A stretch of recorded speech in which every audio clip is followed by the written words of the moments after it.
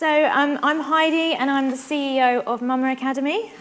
I'm just going to take you through a very sort of brief overview of my journey and how I got to where I am today. So back in 2009, me and my husband decided to try for our first baby together, and it took me about 18 months to conceive our first child.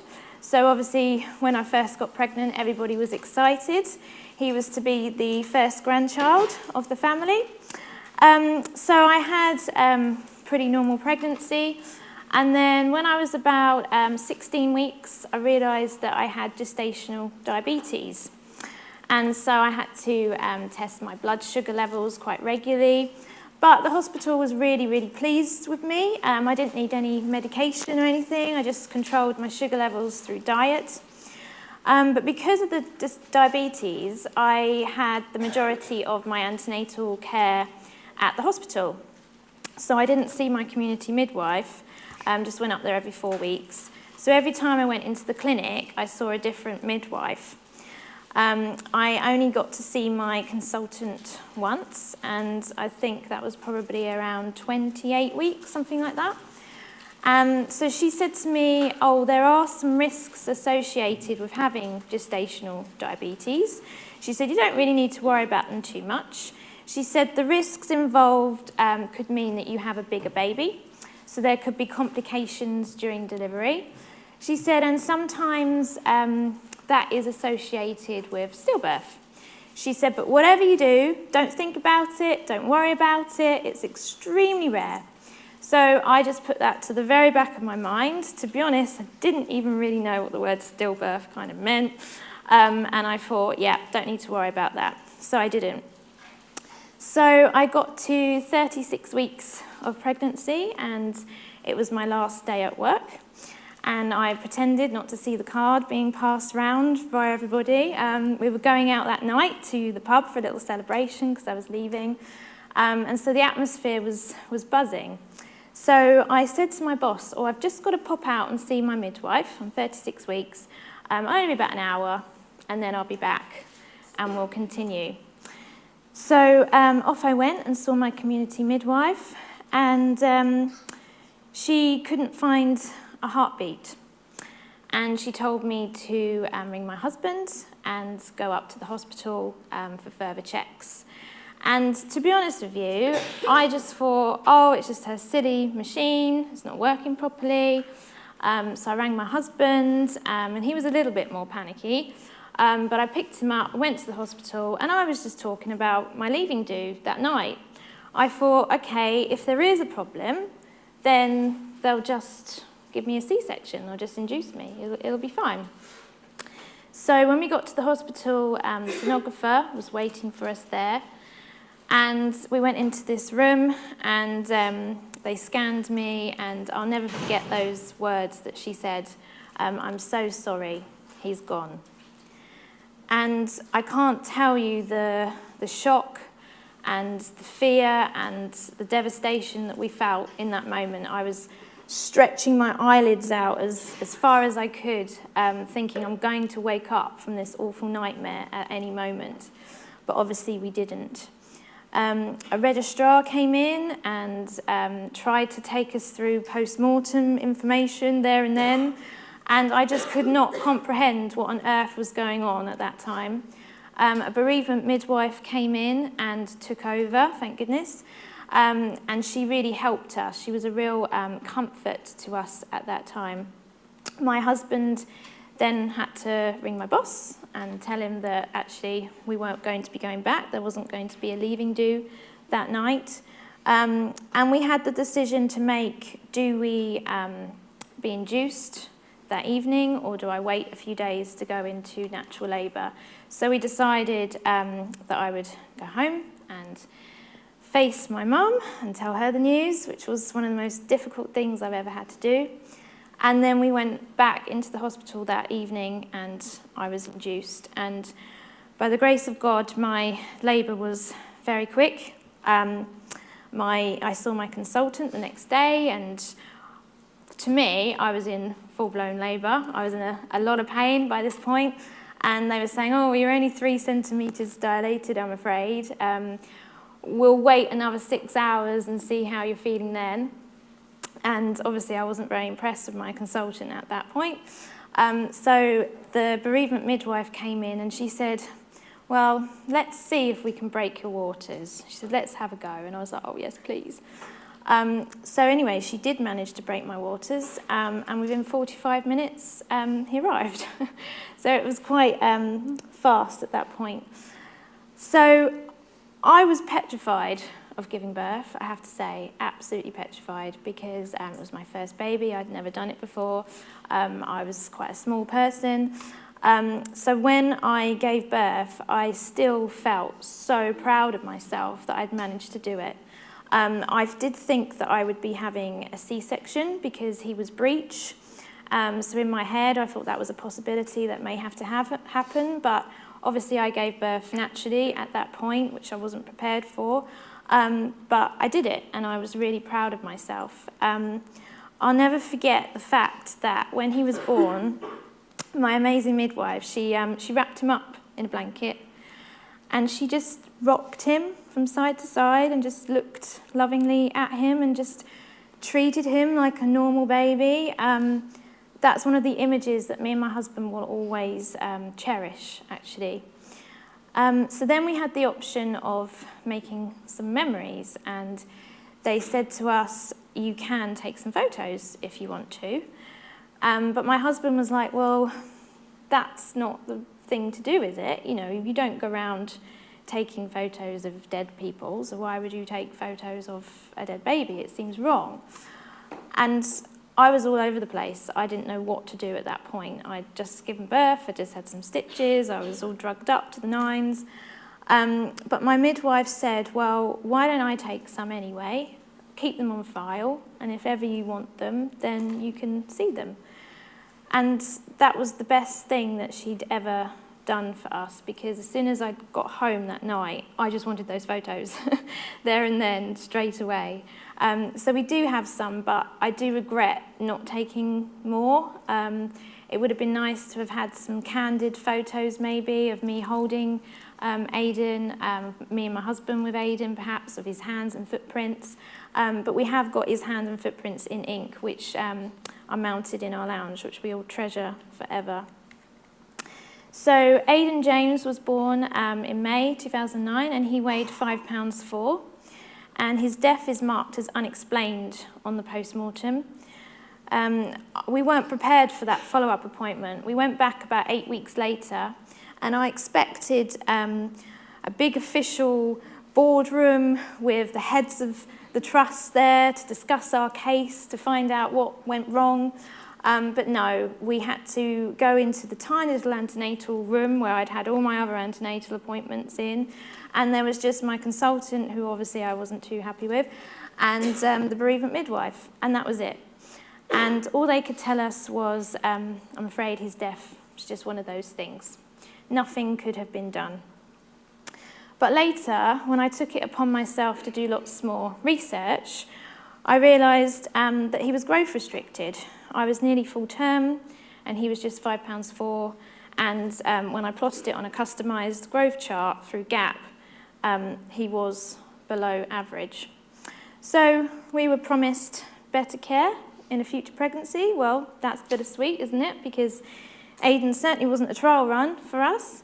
And you just never get over the shock and devastation of losing a child. So I wish that I had been told how to monitor Aidan's movements. If I'd noticed a reduction in his movements, I may have gone in and been assessed. When that sonographer couldn't find his heartbeat, she did say to me, well, when was the last time you felt him kick? And I didn't know. I could not remember. I thought, was it when I was at work? Was it when I got up this morning? Or was it when I went to bed last night? I didn't know. And because I'd seen a different midwife throughout the whole of my care, not one of them had told me about movements. I've just touched upon gaps slightly. A customised growth chart may have detected Aidan's lack of growth. And I wish I'd been more empowered with information. Each night after dinner, I'd go for a walk to bring my sugar levels down. And one evening I did feel a really sharp pain in my ribs, and I had to stop for a few minutes. The pain went away, and that was literally 2 days before Aidan died.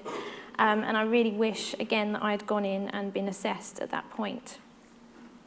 So when Aidan had died, I did lots of research. I joined my local MSLC at the hospital, and I got GAP introduced in the hospital. I got lots of information about monitoring movements given to mothers, and I spoke at different midwifery study days.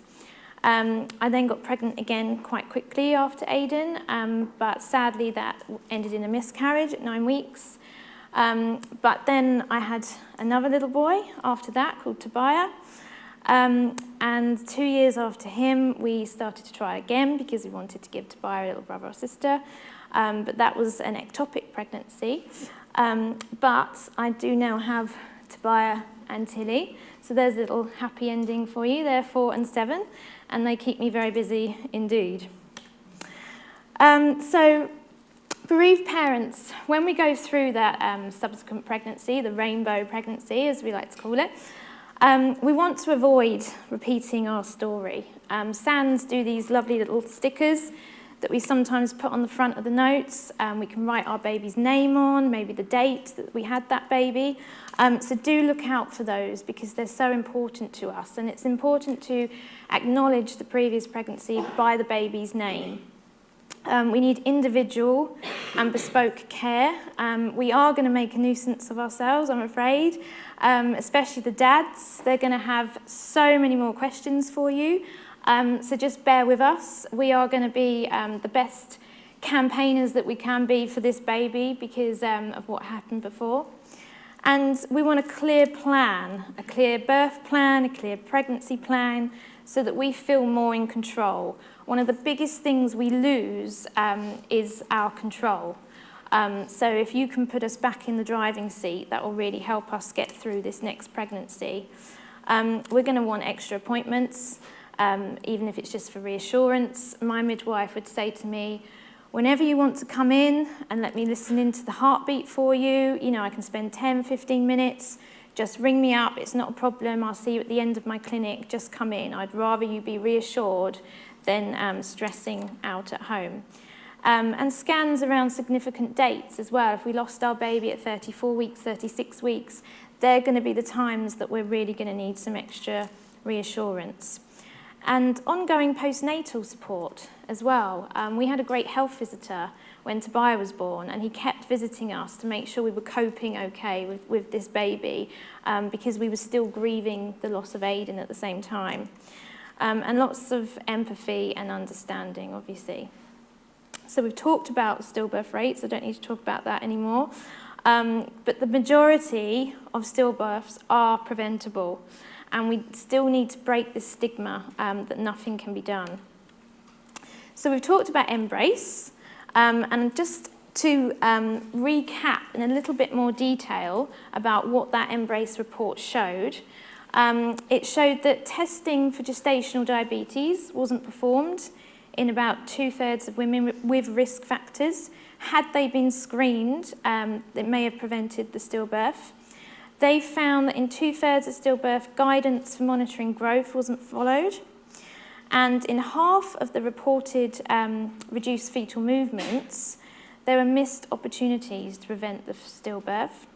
And in 3/4 of them, there were no local reviews done, and ones that were carried out were of very poor quality. So lessons weren't being learnt. The key findings were that thorough investigations are key to learning any potential lessons. Now, there is a tool provided by the Perinatal Institute that's already available to you called SCORE, and that will help you with the review process. There is a new tool coming out soon, the Perinatal Mortality Review tool, but it's not available yet, or maybe it's in the first piloting phase, I think. So you do use SCORE because it's there for you. Embrace found that over half of baby deaths were being classed as unknown when they shouldn't be. I went to a conference recently, actually, and East Lancashire Healthcare Trust spoke, and they actually did an audit of their stillbirth certificates, and they found that the deaths were being classed as unexplained on 49% of those certificates, but actually that should only have been 17%. I think a lot of them were actually growth restricted.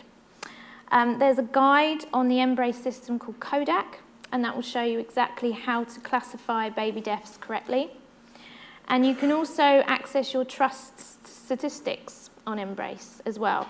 And you can look at comparables, so you can look at similar trusts to you and see how you're doing.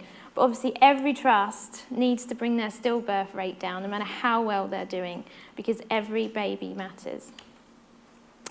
The Embrace Intrapartum report came out very recently, a couple of months ago, and sadly, a similar theme was reported, that 80% of deaths may have resulted in a different outcome if different care had been received. There were no clear plans in place for women who'd had a previous C-section. So if they'd gone into labour early, they didn't know what to do. Women who moved from early to established labour had no monitoring. And guidelines weren't followed in monitoring baby's heart rate, which resulted in a delayed delivery. 1 in 3 neonatal deaths had no post-mortem. And in 9 in 10 reviews, they were of poor quality. So similar theme going on. So how do we empower people? Well, Nelson Mandela said that education is the most powerful weapon which you can use to change the world. So it's okay to discuss complications with women if it's in the right context. You know, don't be frightened because we can't do anything about something unless we know about it. As women, we need to grasp the importance of monitoring our movements and the importance of reporting reduced movements to you. I always say that if you're doing antenatal care, women need to know why. Why are you testing their blood pressure? Why are you testing their urine samples? If we know why you're doing these things, then we can journey with you, we understand better, and we know what to report. Choose clear and concise language. I had a midwife once that said to me, "Oh, is your baby moving okay?"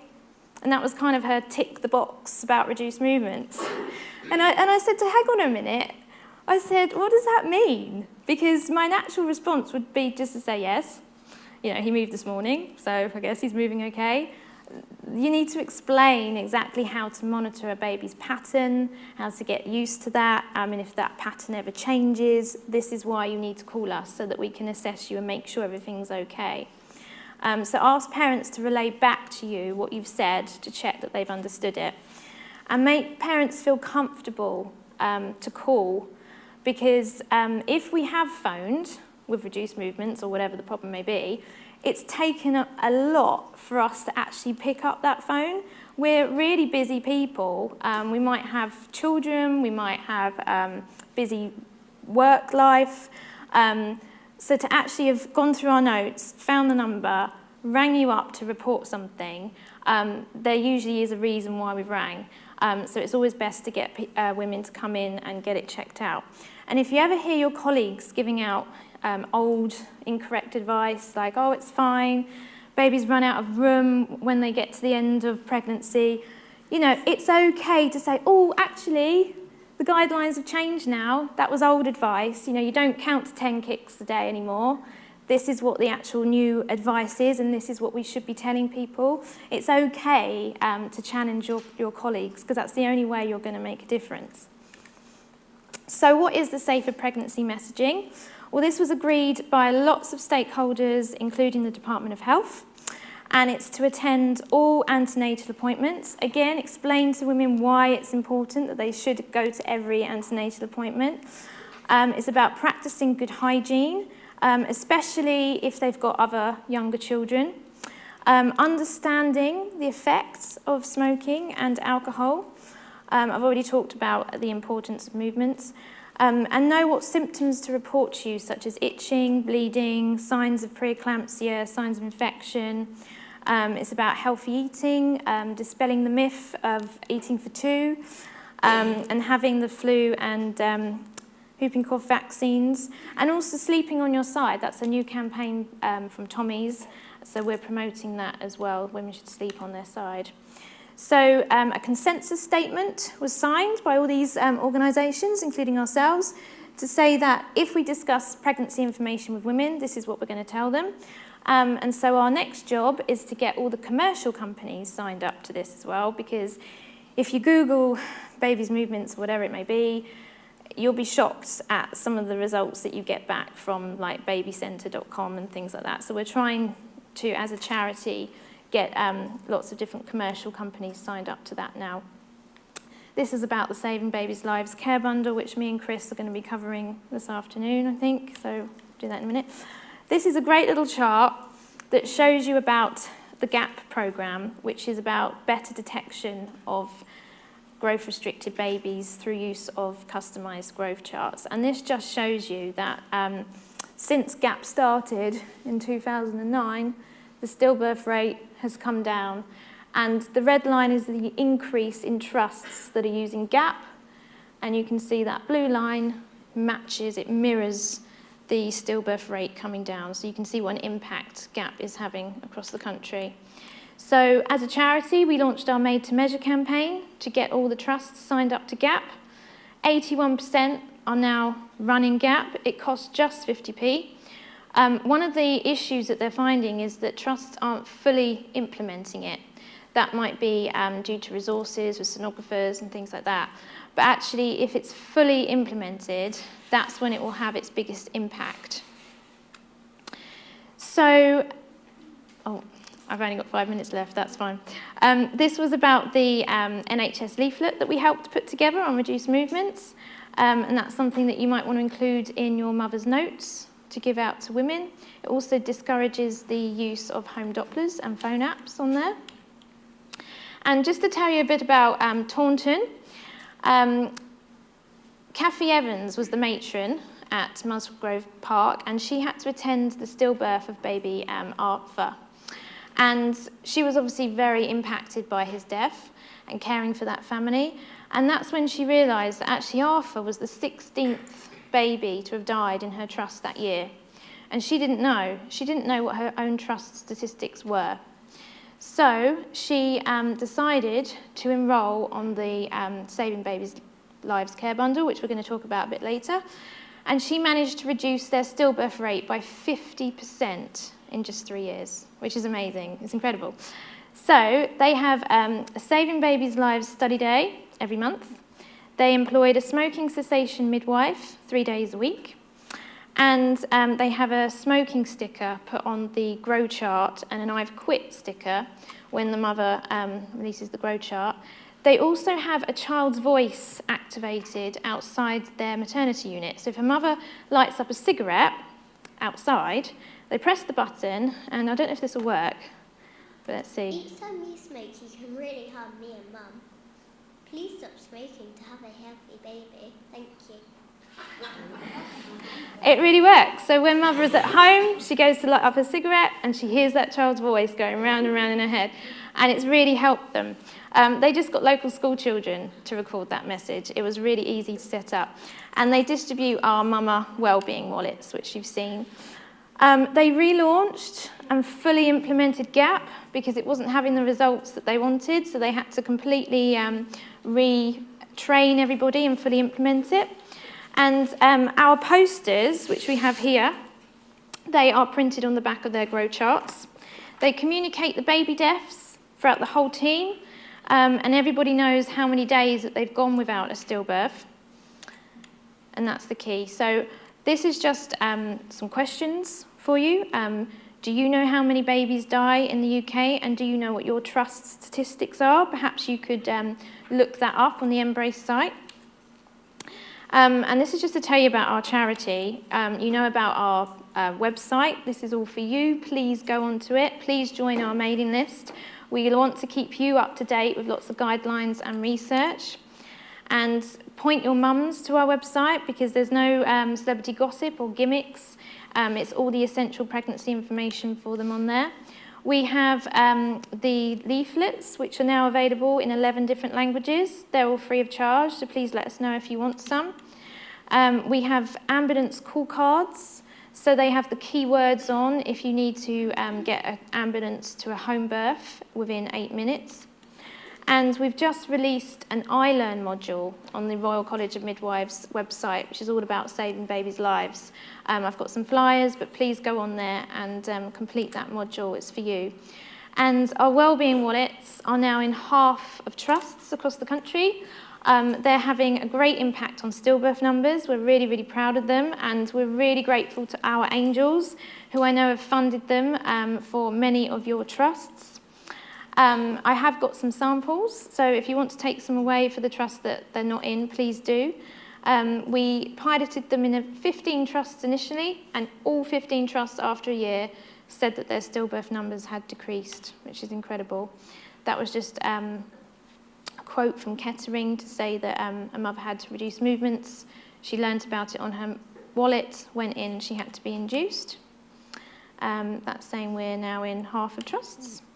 And we just want to create stillbirth prevention officers in every trust. We want an ambassador that's going to work with us to learn about the different initiatives taking place across the country and who can communicate that amongst all your colleagues. So please sign up to our mailing list so we can keep you up to date with our work. So that's us. That's how you can follow us on Instagram and Twitter. And thank you very much for listening.